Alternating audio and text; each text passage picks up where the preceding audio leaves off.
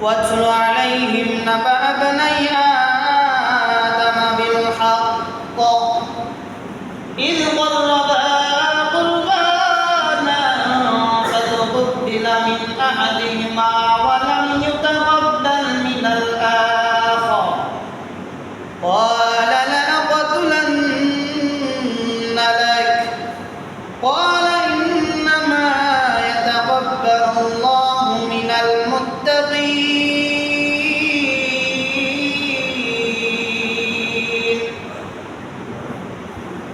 الله تعالى বলেন গো পয়গম্বর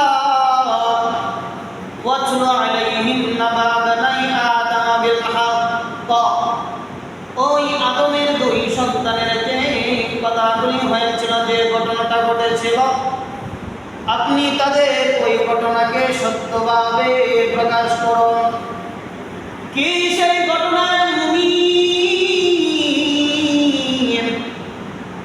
দুই সন্তান ছিল আদম আলাইহিস সালাতু ওয়াস সালামের একজন সন্তানের নাম ছিল হাবিল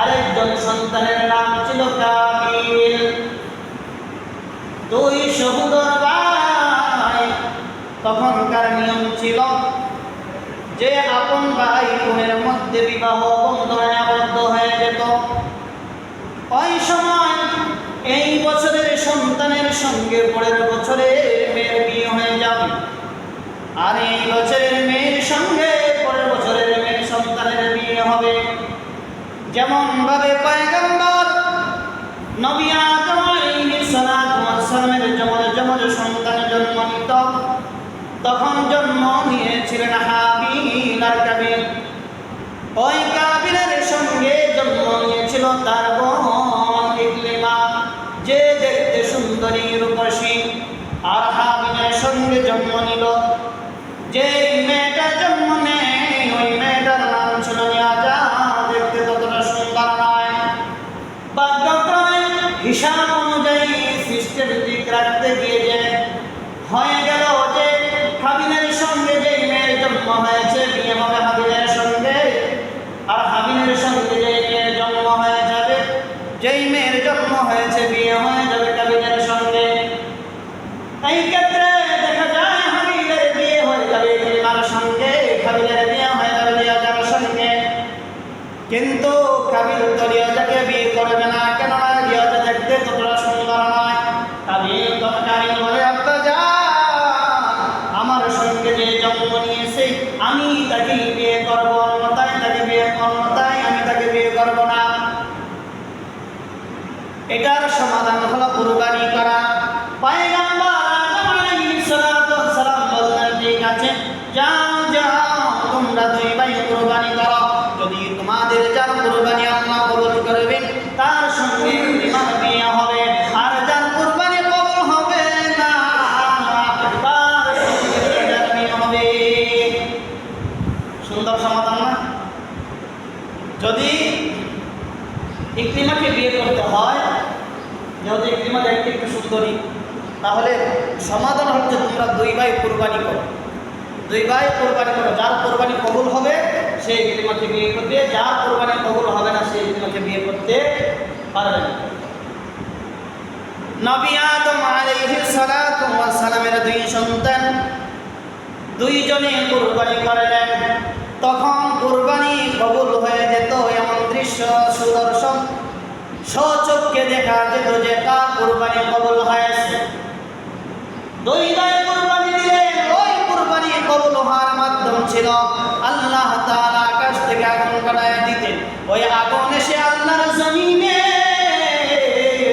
যাদের কুরবানিটা কবুল হবে ওই কুরবানিটাকে আগুন দ্বারাই জ্বালিয়ে দেওয়া হতো আর যার কুরবানি কবুল হবে না ওই ব্যক্তির কুরবানিটা জমিনের মধ্যেই থেকে যেত দেখা যায় যে হাবিলের কুরবানি কবুল হয়ে গেল কাবিলের কুরবানি কবুল হয় নাই এই দেখি তো কাবিলের মাথা নষ্ট হয়ে গেল কেননা শর্ত ছিল যার কুরবানি কবুল হবে সে বিয়ে করবে ইকলিমাকে আর যার কুরবানি কবুল হবে না সে বিয়ে করবে ইয়াজাকে কিন্তু দেখা যায় যে সমাধান হয়ে গেল যখন হাবিল বুঝতে পারলো যে যখন কাবিল বুঝতে পারলো হাবিল তো ইকরিমাকে বিয়ে করবে, তখন হাবিলের মাথায় শয়তানের বুদ্ধি হলো, যদি ইকরিমাকে বিয়ে করতে হয় তাহলে ওই হাবিলকে আল্লাহর জমিন থেকে বিদায় করতে হবে। তখন বলতেছে, যখন তারা দুই ভাই কুরবানি করলো, তাদের একজনেরটা কবুল হলো আর একজনেরটা কিন্তু কবুল হয় নাই। إذ قربا قربانا فتقبل من أحدهما ولم يتقبل من الآخر।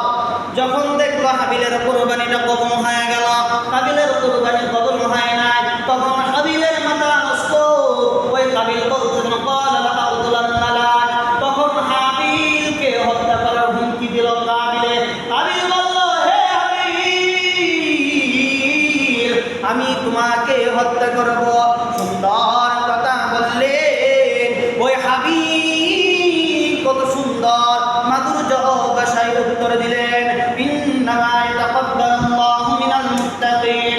কাবিলকে হাবিল বলতেছেন, যেখানে আমার তো কোনো হাত নাই, কারণ আল্লাহ তাআলা মুত্তাকিনদের কুরবানি কবুল করেন। আল্লাহ তাআলা তাদের কুরবানি কবুল করেন, যারা মুত্তাকি তাদের কুরবানি আল্লাহ কি করেন? কবুল করেন। তাহলে এখান থেকে শিক্ষা আমাদের কয়টা? আদম আলাইহিস সালামের ইতিহাস বলতে গিয়ে যে কুরবানি দিল, আর কুরবানি তখন সিস্টেমটা ছিল কি, আকাশ থেকে আগুন এসে জ্বালিয়ে দিত। যদি জ্বালিয়ে দেওয়া হতো তাহলে স্পষ্টভাবে বোঝা যেত তার কুরবানি কবুল হয়ে গেছে। যখন দেখলেন আকাশ থেকে আগুন এসে হাবিলের কুরবানিটা জ্বালিয়ে দিল, তার মানে হাবিলের কুরবানি আল্লাহর কাছে কবুল হয়ে গেছে। আর হাবিলের তো মাথা নষ্ট, সে ইকরিমাকে বিয়ে করতে পারবে না। তখন সে হাবিলকে বলল, ক্বালা লাআকতুলান্না লাক, আমি তোমাকে হত্যা করব। কারণ হত্যা করলে তো রাস্তা সহজ, বিয়ে করা সম্ভব। তখন হাবিল উত্তর দিলেন, নিশ্চয় আল্লাহ তাআলা মুত্তাকিনদের কুরবানি কবুল করে থাকেন। তার মানে এখান থেকে আরেকটা শিক্ষা হলো কি, আমরা যে কুরবানি করি, আমরা যদি মুত্তাকিন না হই তাহলে আমাদের কুরবানি কি হবে? কবুল হবে কি? কবুল হবে মুত্তাকিন না হলে? তার মানে আমরা যদি মুত্তাকিন না হই তাহলে আমাদের কুরবানি কবুল হবে না। লাইন বাসাদা ইলাইয়া ইয়াদাকা, যখন হাবিলকে হুমকি দিল, কাবিল বলল, আমি তোমাকে হত্যা করব। হাবিল উত্তর দেন, ভাই, আপনার হাতকে যদি আমাকে হত্যা করার জন্য প্রসারিত করেন, তাহলে আমি হাবিল আপনাকে হত্যা করার জন্য আমার হাতকে প্রসারিত করব না। হাবিল বলতেছে, আপনি যদি আমাকে হত্যাও করে ফেলেন, তারপরও আমি আপনাকে হত্যা করার জন্য আমার হাতকে আপনার দিকে আগাবো না। কারণ হাবিল এমন একটা সন্তান ছিলেন, আদম আলাইহিস সালামের পিতা মাতার বাধ্য সন্তান ছিলেন। এক পর্যায়ে কি করলেন? কাবিল হাবিলকে হত্যা করে ফেললেন।